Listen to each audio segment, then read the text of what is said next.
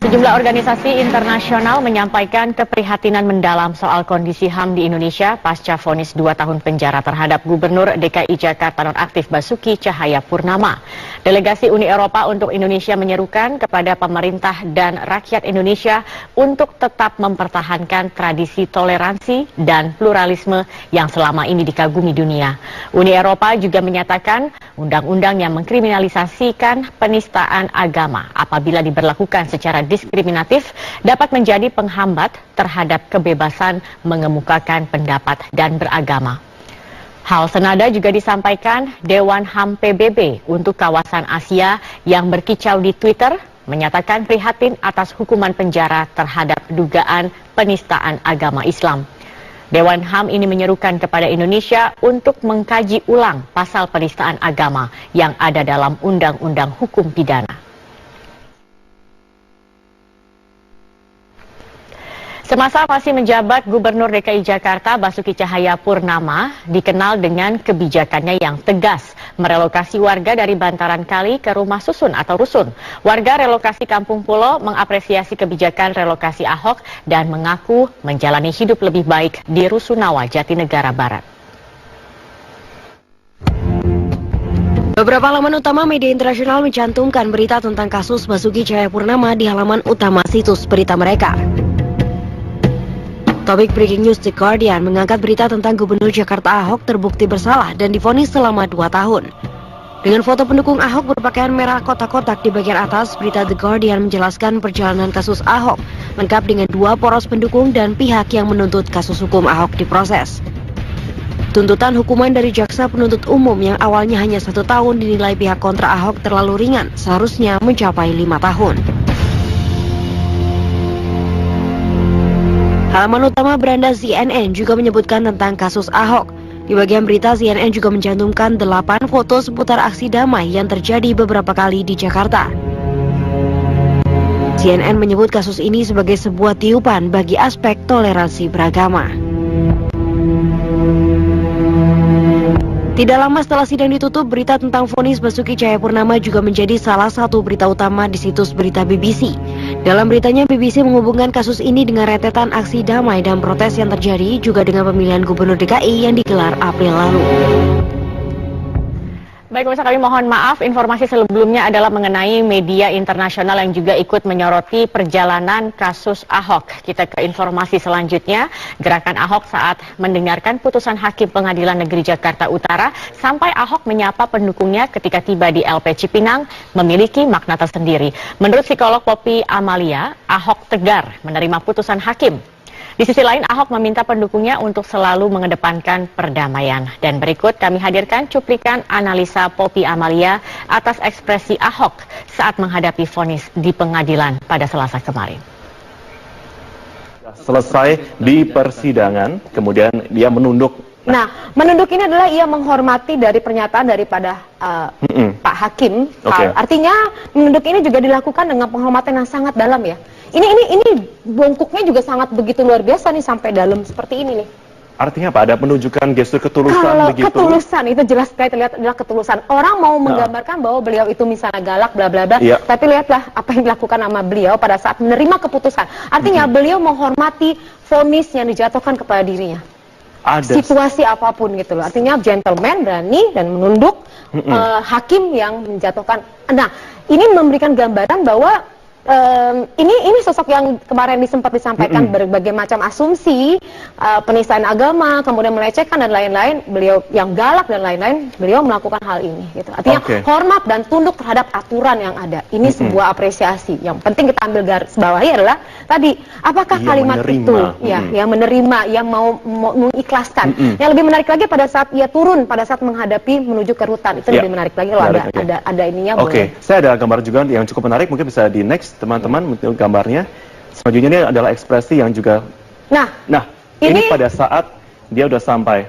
Ini kalau orang seperti ini asumsinya apa sih biasanya akan menggambarkan? Selain ini ya mungkin kita bicara mengenai konotasi politik atau apapun. Politik, tapi biasanya orang kalau seperti ini apa? Peace.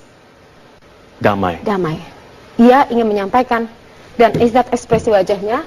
Apa yang bisa dilihat Mbak di sini? Ya, ini terlihat bahwa ada kesedihan ya, terlihat agak sedikit lebih turun daripada biasanya.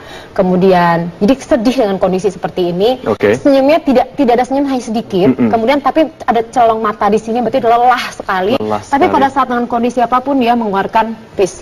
Artinya saya berdamai dengan keadaan. Saya sudah menerima dengan keadaan apa yang saya apapun gitu, dengan situasi apapun, dengan kondisi apapun, ia menerima apapun gitu loh.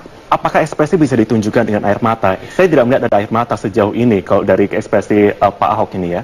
Karena kalau bicara mengenai air mata itu bisa berbagai macam. Air mata yang keluar dari tengah itu artinya bicara mengenai keterharuan atau kesedihan.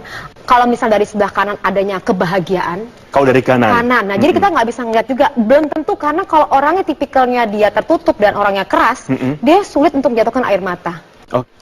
Usai menerima kehadiran warga di Balai Kota pada kegiatan bertajuk Aksi Damai di hari pertama menjabat sebagai PLT Gubernur DKI Jakarta, Jarod Saiful Hidayat memberikan pengarahan bagi seluruh pejabat eselon 2 di lingkungan pemerintah Provinsi DKI Jakarta.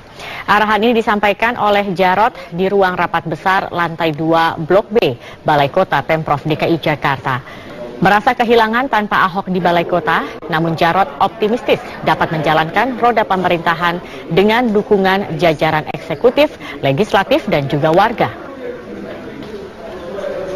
Kami banyak, ada sekda, ini ada teman-teman semua, ini partner semua, ya.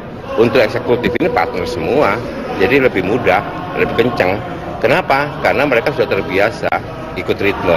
Kemudian kami juga punya partner di parlemen, di legislatif itu juga partner. Kami juga punya partner, warga itu juga partner. Jadi banyak partner. PLT Gubernur DKI Jakarta Jarod Saiful Hidayat telah mengumpulkan jajarannya untuk membahas sejumlah target pembangunan DKI Jakarta di bawah kepemimpinannya. Marvin Sulistyo akan membahasnya lebih lanjut untuk Anda. Silakan Marvin.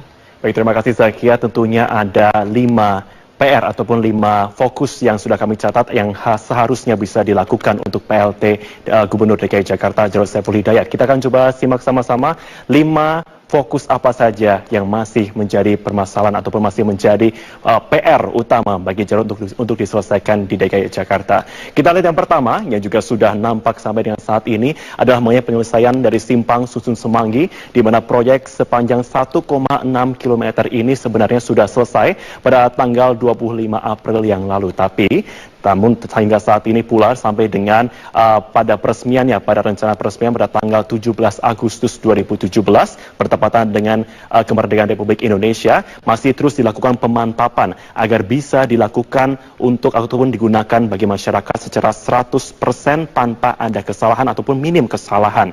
Dan diharapkan dengan diselesaikannya Simpang Susun Semanggi ini bisa mengurai kemacetan tepatnya di jantung ibu kota Jakarta.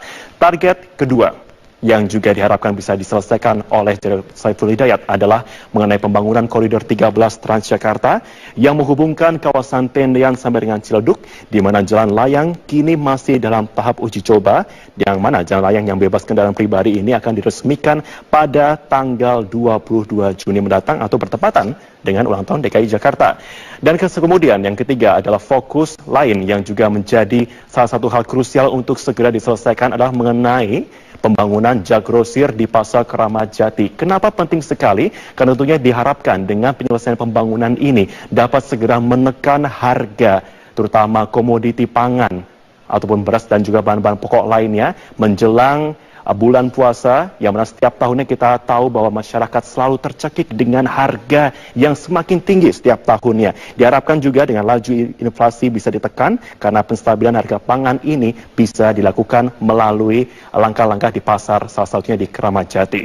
Keempat adalah target berikutnya mengenai pengisian rumah susun pemirsa, yang mana ini ada rumah susun yang masih kosong, di mana ini merupakan pesan khusus dari Basuki Cahayapurnama atau Ahok kepada Jarod Saiful Hidayat yang meminta agar segera untuk diisi, karena sampai saat ini masih ada warga yang ingin, warga yang membutuhkan tentunya tempat tinggal yang layak untuk mereka setelah pindah dari tempat yang tidak layak ke tempat yang layak. Oleh karena itu, Ahok meminta kepada Jarod untuk segera mengisi dan menghimbau kepada warga untuk segera menempati rumah susun. Kemudian fokus yang kelima yang juga menjadi pekerjaan rumah yang harus diselesaikan adalah mengenai penyelesaian RAPBD 2018 dan tentunya APBD perubahan 2017. Kenapa penting? Sangat penting karena tentunya dengan ini bisa diharapkan pembiayaan yang sesuai sasaran dapat segera membantu, mendorong pembangunan berbagai sektor yang ada di DKI Jakarta agar dapat selesai tepat dengan waktunya. Satu hal mungkin yang juga menjadi fokus di sini adalah dengan tidak menunggu pemimpin baru untuk menyelesaikan permasalahan itu. Tapi tentunya dengan menyelesaikan permasalahan itu tepat pada waktunya, dapat membuktikan bahwa pemerintah yang saat ini tengah menjabat, siapapun orangnya, tentunya dapat memenuhi segala keinginan dari masyarakat DKI Jakarta. Saya kembalikan kepada Anda, Zakia. Kita akan lihat